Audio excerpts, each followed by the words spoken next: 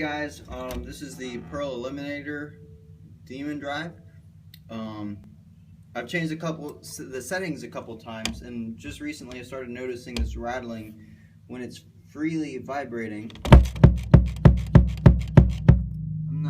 I know that this is tight.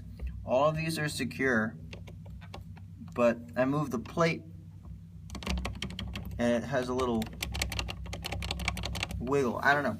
So it's fine when my foot is flat. If I come off of it a little, if I'm putting extra power, you come off the pedal a little bit. And it's got that rattling, and it's kind of annoying, and it picks up in my mics. So I've checked all of the lugs. I've checked everything, and from what I can adjust, it's tight. I've had this for about a month, so I'm recently just hearing this. It might have been happening longer, I don't know, but I don't know. It might be something down here.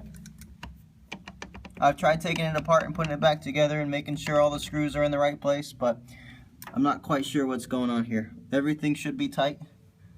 I've double and triple checked everything. Even just that right there. So it's got to be something in here. So tell me what you think. If anybody else is having this issue, be good to know if you figured anything out. Okay, thanks, bye.